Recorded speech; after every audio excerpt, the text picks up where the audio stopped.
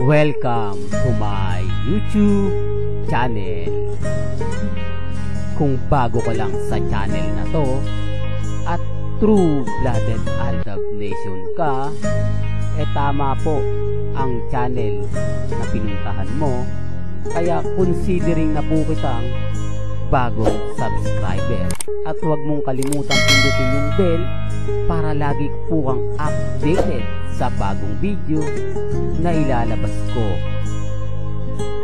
Salamat po sa iyong pag-click sa channel. Senador Chis Escudero, dating Congressman Saldico, Congressman Arjo Ataide, at Congressman Eric Guyap may lodge sa Billionaire Village sa Benguet, mga kababayan. Nakita nyo yan? Ha? Senador Chis Escudero, dating Congressman Saldico, Congressman Arjo Ataide, at Congressman Eric Guyap may lodge sa Billionaire.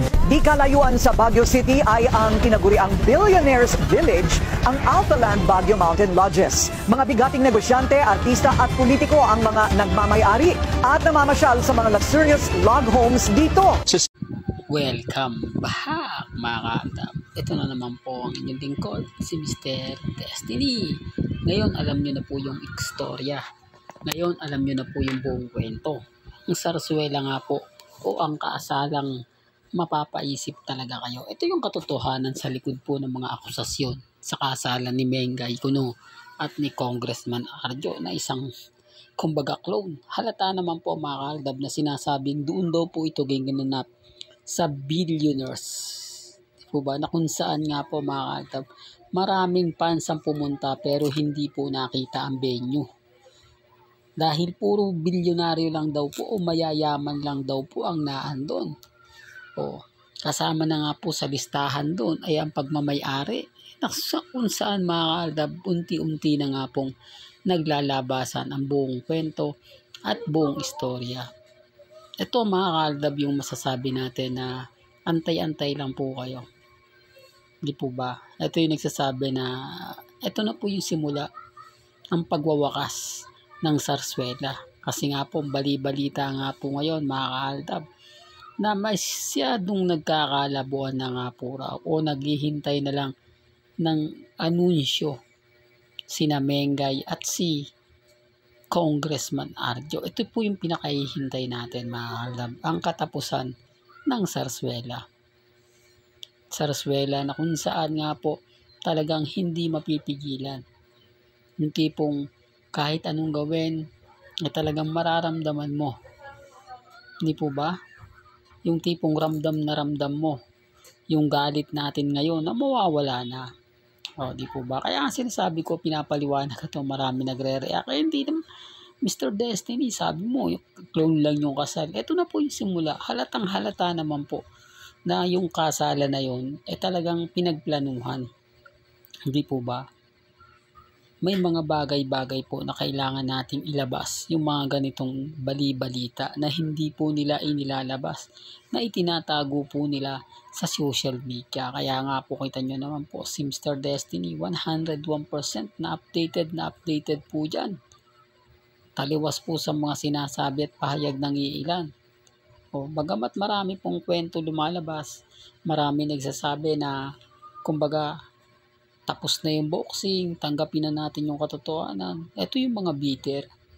Ito yung mga naiinis. At syempre ito yung apektado. Mas galit po sila kaysa sa atin. Mas inis po sila kaysa po sa iba.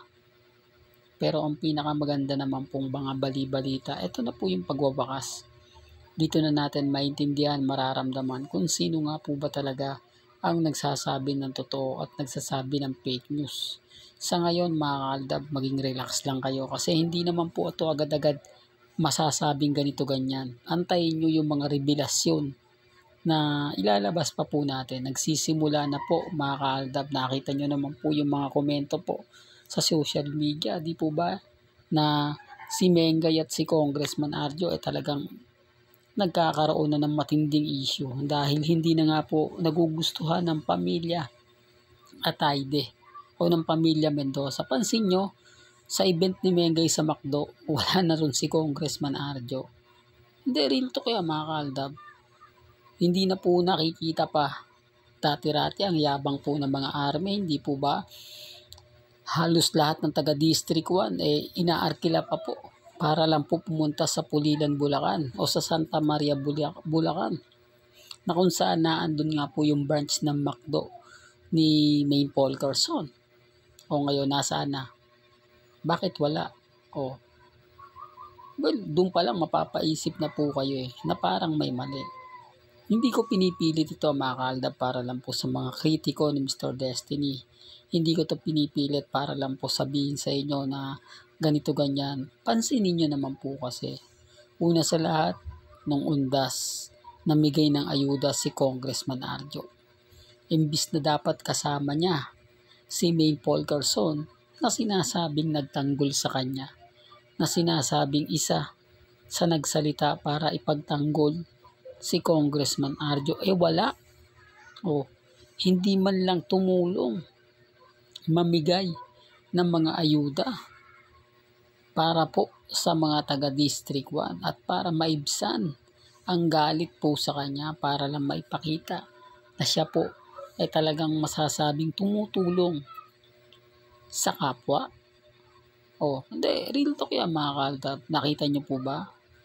Yan ang sinasabi ko mga kaaldab, na hindi nila nakukuha kasi gusto agad nila mag-react na wala naman pong alam. Kaya nga po yung mga komento hanggang react lang po ba si Mengay? Hanggang salita lang po si Mengay?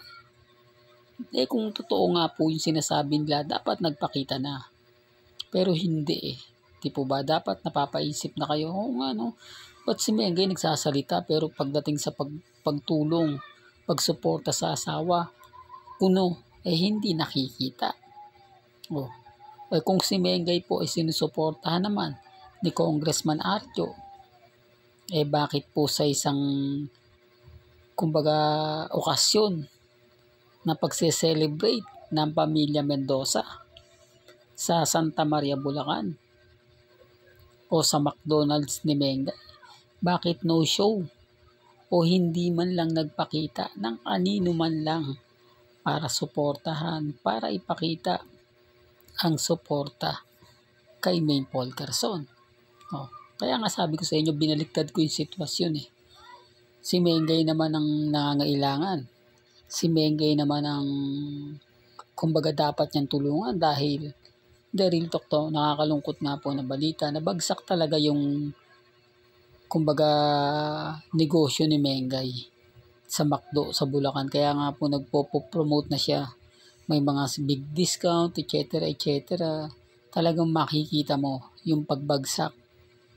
Hindi po ba? Yun nga yung sinasabi ko sa inyo na hindi na nagugustuhan ng pamilya Mendoza. Tapos hindi pa nagpakita si Congressman Arjo ni hindi nagbigay suporta kay Mengay. Tapos si Mengay nagbigay suporta. Pansin nyo mga kaaldab, pansinin nyo, tutukan yung mabuti kung sino nga po ba talaga yung nagsasabi ng totoo at nag-fake news lang. Ibig sabihin lang po yan, hindi talaga si Mengay yung nag-react patungkol nga po sa issue kay Congressman Arjo. Kaya sabi ko sa inyo, hindi sinasabi kasi nila mga kaaldab, mahal na mahal kasi ni Mengay kuno si Congressman Arjo. Kaya agad-agad sinusuportahan niya. Ito common sense na lang po. Nagbigay nga po ng ayuda nung undas, pero no show po si Maine. Kung mahal niya po si Congressman Arjo at tama po yung sinasabi ng iba, magpapakita po ito para sa suporta kay Congressman Arjo. Hindi po nagpakita. At ganun din naman po kay Mengay. Ano ibig sabihin nito? Siyempre kayo na po bahala mag-isip niyan. Di po ba? Alam ko naman pong matatalino rin ang mga viewers ni Mr. Destiny kasi mas advance nga po raw sila kesa po sa akin. Ngayon, siguro napapaisip po sila, pero sabi ko nga po walang pilitan. Alam nyo naman po na pagdating dito sa channel ni Mr. Destiny, hindi naman po talaga ako namimilit kung ano po yung sa palagay nyong tama o sa palagay nyong di po ba nire-respeto natin yan at ginagalang. Hanggang dito na lang po. ang ating latest updates. Kaya kung gusto nyo pa po ng pinaka-latest at sariwang update, abay tumutok lang po kayo dito po sa channel ni Mr. Destiny para updated po kayo sa mga bago at sa mga latest na i-upload po natin maya-maya lang. Kaya kung bago ka lang sa channel na to at isa kang true-blooded Aldab Nation na nagmamahal kila Mengay Tisoy, tama po ang channel na pinuntahan mo, kaya consider na po kita bagong subscriber. At huwag mo kalimutang i-share ang mga video po natin sa mga mamis, sa mga titas, at sa mga senior. Hanggang sa muli, salamat po sa panonood at pakikinig.